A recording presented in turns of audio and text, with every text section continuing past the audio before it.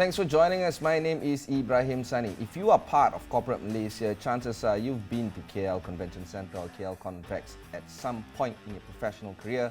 Joining us in our studio this morning is John Burke, the General Manager, recently appointed actually, General Manager of KL Convex. John, congratulations on this appointment.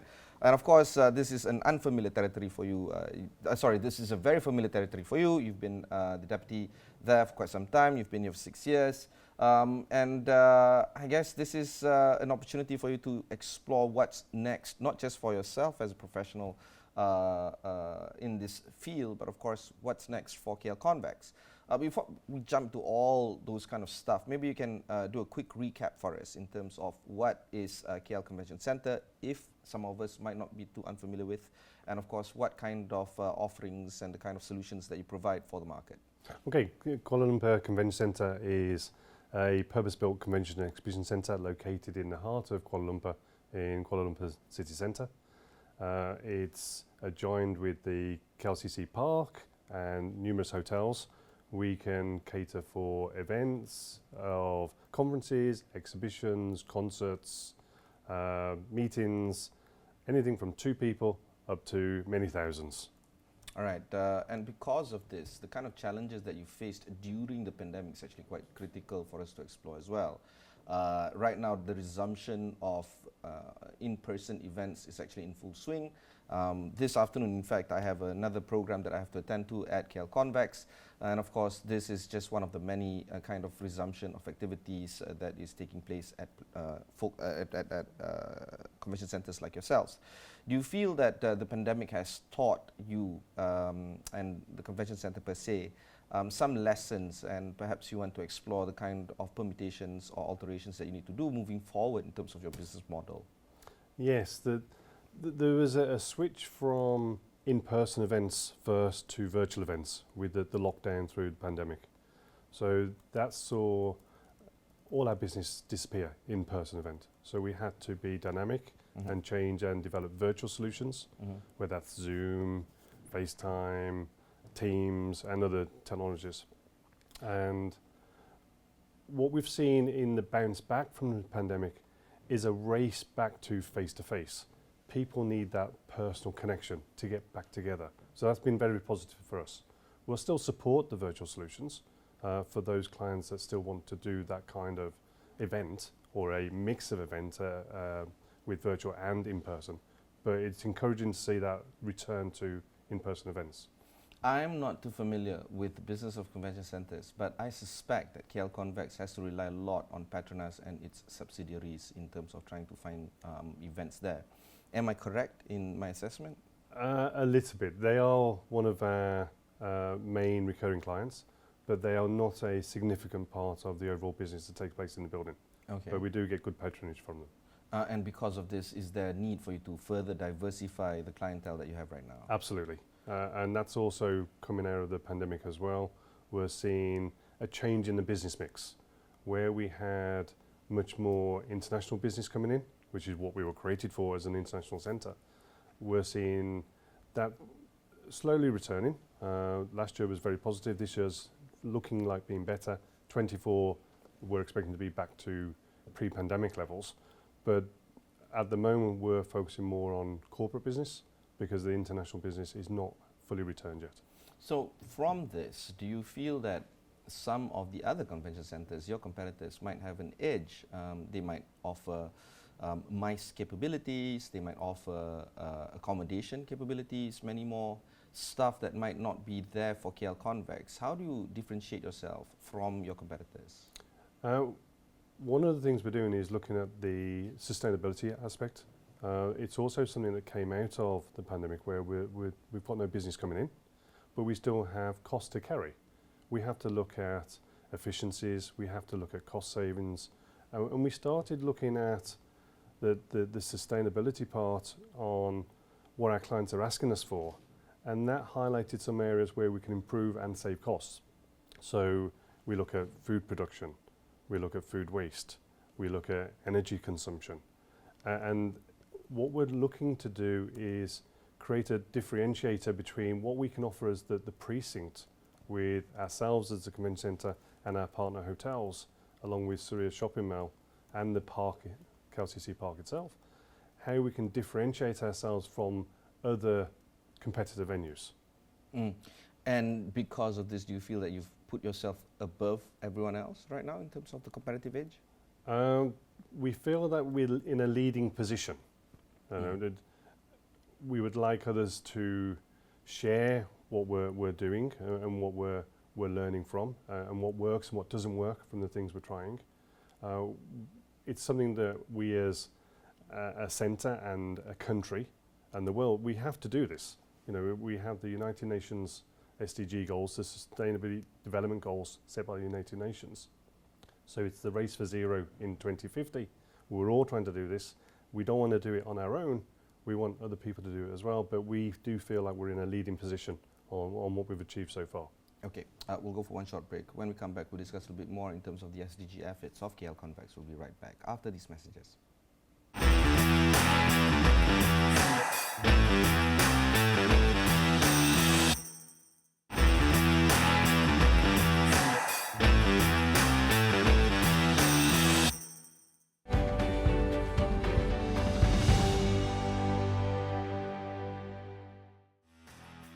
Thanks for staying on with us. I have with me in the studio John Berg, the GM, newly appointed GM of KL Convention Centre. John, let's talk a little bit more in terms of the SDG efforts that KL Convention Centre is currently doing.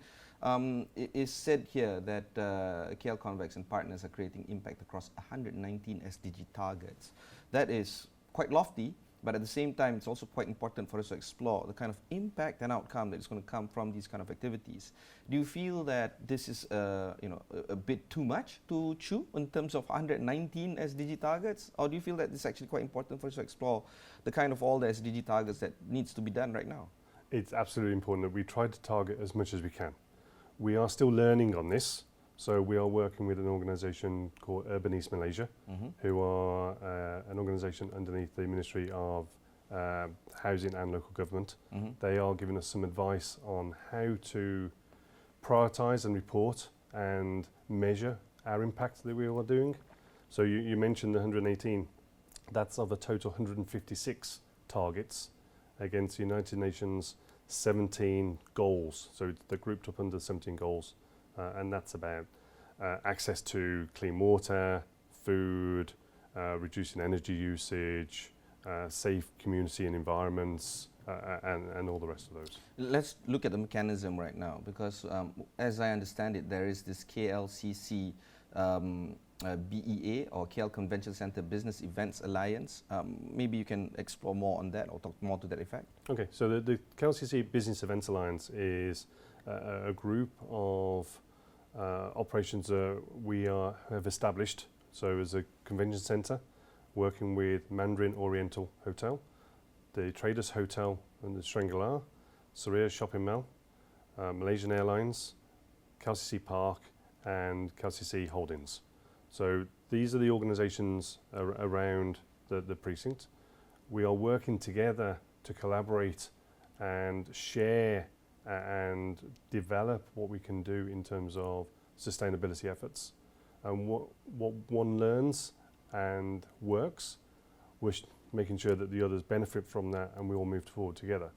That as a collective puts us in a much better position to help both the community and the country, and also show to potential clients that yes, you can come to a sustainable venue, but there's no point coming to a sustainable venue if there's not a sustainable hotel, if there's not sustainable leisure facilities.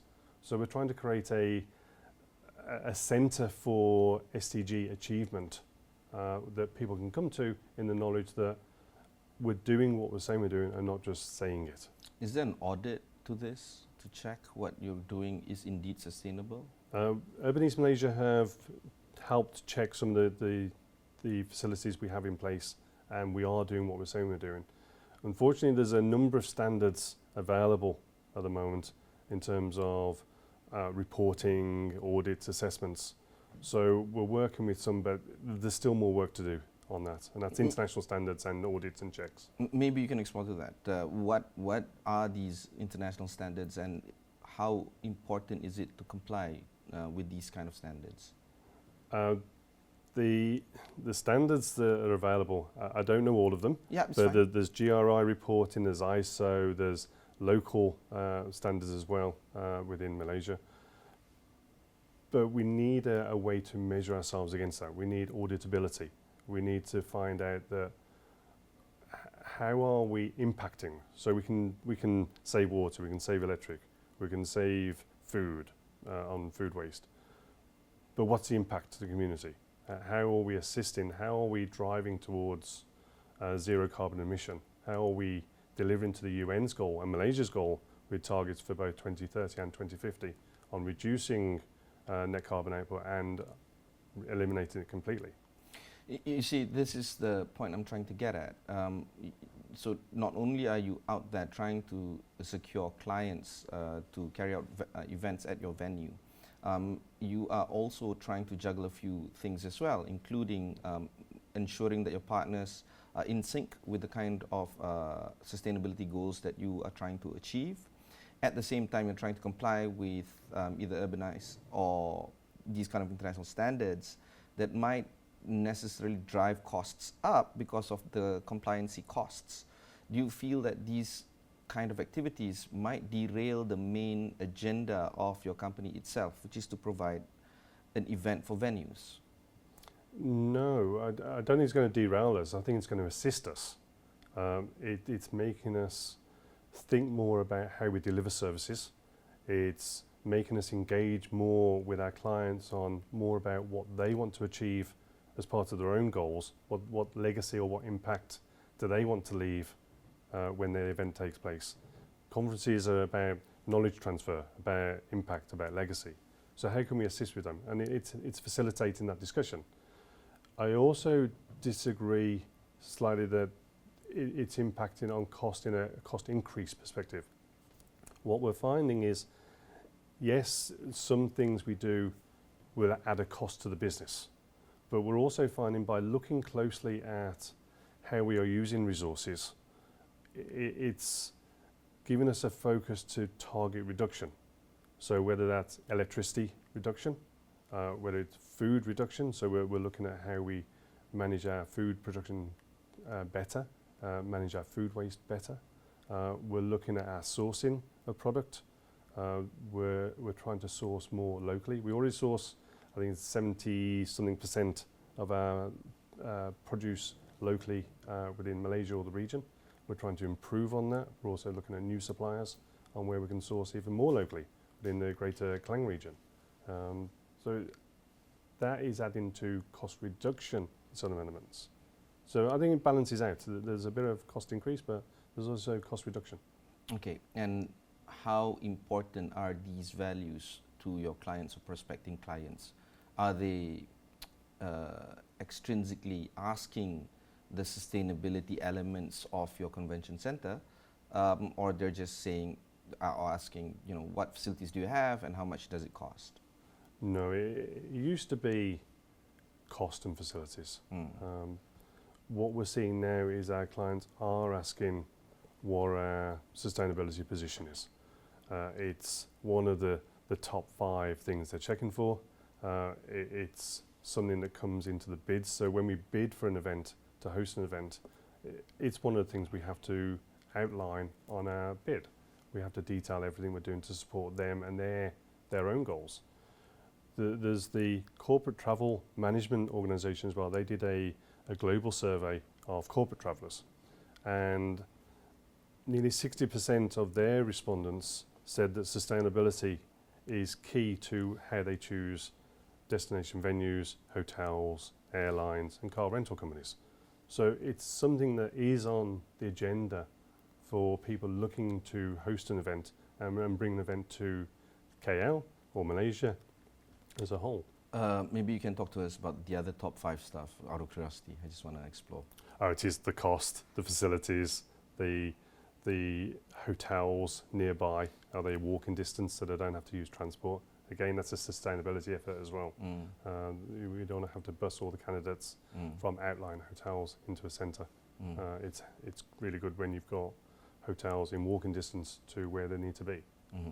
Okay, before we go into the break, my follow-up question to this is, how equipped are your teams in terms of delivering these kind of values, or is there a need for you to upskill not just the know-how but the appreciation of these SDG goals amongst your team members at KL Convex? I think there's always a need to add more skill. There's always a need to increase knowledge. So we are doing more awareness training, and we will be doing more with our teams. But I do think that what we've been able to achieve so far has been fantastic on the team's capability and their willingness to get involved and commit and engage on these projects. Fantastic. Okay, one more short break before we conclude our conversation with John Burke of KL Convention Centre.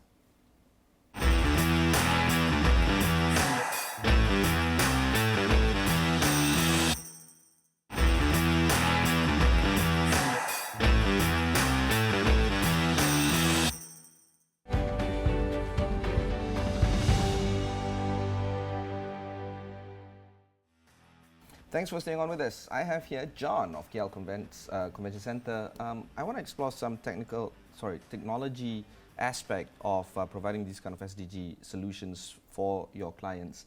One of them that I note is the AI-enabled food waste tracking system, for instance. Yes. And there's also the Reliant Water harvesting system. What kind of technology is currently being implemented, and how is it, I guess, providing that kind of yield of reduction that you mentioned earlier? We're looking at all technologies and all solutions, whether technology-based or manual-based or organizational-based. On the one you mentioned there about the AI for looking at food waste, this is a camera solution from an organization called Winnow. They have created a system that incorporates a camera with AI capability where you place the camera over a waste bin. The waste bin sits on some electronic scales. You put the waste food into the bin, it weighs it, so you've got a record of your food waste. It also, from the photo analysis of what goes into that bin, can tell what type of food it is. So then you can work out what your food cost is based on the type of food. And also we put in on the pad where it came from, and then we can also help determine later when we analyse the information whether it was preventable waste or whether it was just waste that we could not do anything else with. So that's helping us to focus on the kind of waste we have, when it's generated, and helps the chef look at what can be prevented, whether that's kitchen production waste, whether it's plate waste, or whether it's what we call overproduction waste, which is typically from a buffet or a dinner where you have leftover food. And from that, how can we retain more of that food that's left over? Because of food safety principles, that sometimes even though it looks okay, we still have to dispose of it. But if we can, we'll try and save it. And we work with an organization called Food Aid Foundation to pass that food on to the community for those in need. Is it already being implemented yes, right now? Yeah, we already have that in place in the building. Has it resulted in food reduction or reduced food wastage? It has. We're still looking at some of the details. We're anticipating that to deliver at least a 30% reduction initially. And as we expand our food waste efforts, then we're looking up to a 50% is our target. It's amazing. Does it cost a lot, these kind of solution? It doesn't cost too much if you look at the overall cost of food waste. Yeah. So it should pay for itself. It's already paying for itself on the little part we're using it in, and as we expand it, then we're expecting more savings. Do you need people to monitor all this, or is it everything is just automated? We haven't recruited any additional people to manage it. We've incorporated it into our standard operating procedures. Wow, this is amazing. Sorry, this is my first time hearing this. I mean, it sounds intuitive enough, though, isn't it? Like, you would want to track the waste bin, and I've been to enough buffets for me to realize, oh my God, the wastage is just astronomical. And then Ramadan is just around the corner. There's another round of wastages. We're placing a lot of focus on our Ramadan offerings, so looking at how we reduce the waste through that period. Because you say the buffets, we all love a good buffet. Yeah. but they It's are counterintuitive to Ramadan, though. You know, I mean, the concept of Ramadan is just to be piety and reduction, basically. But here we are, buffets all are eating buffet. buffets are one of the most wasteful in terms of food service types. Yeah. But it's also something clients request, and we will work with the client on that. But we'll also try and work with them on how we do it in a way that is not wasteful as much as possible. Maybe you can talk to us to the fact of what kind of food is normally wasted. Do you know? All food, All unfortunately, all food. A lot of the starch-based food, though, is Yeah, rice, carbohydrates. noodles, Yeah. the carbs, but meat as well, which is high value for us. So For the community as well. it's how we protein. reduce that. But wherever possible, we are trying to divert that either back into the kitchen to repurpose, as long as it's food safe, or to Food Aid Foundation to pass on to communities. Mhm. Okay, what about the rain harvesting water system? Rain harvesting, this is one of those projects that took no effort. It's simple. When you start looking at some of these things, it's just... Including solar panels. I see some on Surat KLCC.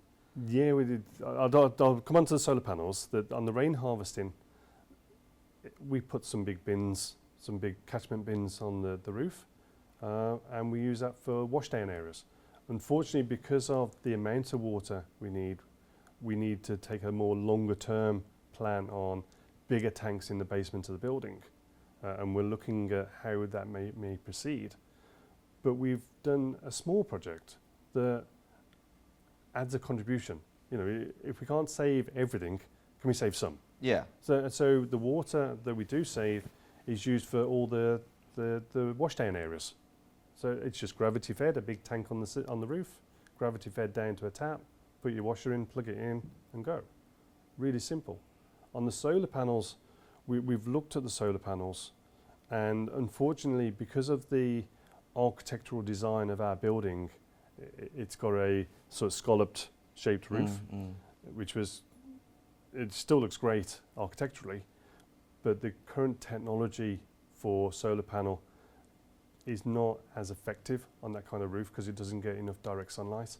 So solar panel won't work for us, but for other buildings, yep, go ahead, work for it. But I do see, you know, there's natural light coming into KL Convex because of these roof design. So that must have helped in terms of reducing artificial light, no? We do have a lot of natural light coming in. The downside of that is managing the temperature inside, because glass is... So everything is offsetting. It's like living in a greenhouse, a glass house. It's very hot. So that offsets with the cost of managing air conditioning inside. But just reducing or changing the temperature control by 1 degree can make really large improvements. We don't have the measure for that either, but we're looking into how we do that. It seems like there's a lot of work in progress that is currently being done by KL Convex. Do you feel that 2023 onwards is going to be quite interesting, not just, like I said, trying to source for events and clients to come over and do their events at KL Convention Centre, but internally trying to achieve these kind of sustainability goals that you have right now? Yeah, we've done a lot, or we think we've done a lot. We're trying to do more. I don't think you can ever do enough. So we've got a small urban farm. We've got hydroponics on the roof of the building. So we can't do solar, but we have space. We've put some hydroponic, so we're growing salads and greens. We've got herb garden on the roof. Very recently, we've installed beehive on the roof, so to aid pollination and the growth of plants. Bees are a endangered species, but they're essential to life on this planet. So we've got bees coming, or on the roof already. We want to grow and increase our capability for growing food on or in the building. There's always more projects we can do. EV installations have gone in for electric cars. You know, what's next? What can we do? Either more of that we're already doing, or what new projects can we tackle? Each one on its own may not deliver the whole solution, But if we can do lots of little bits, and particularly with our partners as well, and then bring the community in, we can get engagement, we can get knowledge sharing, we can get education. We can, in our small part, help move the whole force of sustainability forward. Fantastic. Final word, John, before we conclude our conversation. Final word. I would ask everyone to do their piece, whether it's recycling, whether it's think about what you're using, think about what you're taking on buffets. We come back to our favourite subject of food. But no, and if there's any ideas, give us the ideas. If you want to work with us, come and talk to us. Fantastic. That was John Berg, the freshly minted General Manager of KL Convention Centre. If you want to learn more about what KL Convention Centre does, head on to their website and find out more there. In the meantime, we here at AWANI is also committed in terms of trying to fulfill our own SDG targets. Visit astro.com to see our own targets there. My name is Ibrahim Sani. Catch you in the next one.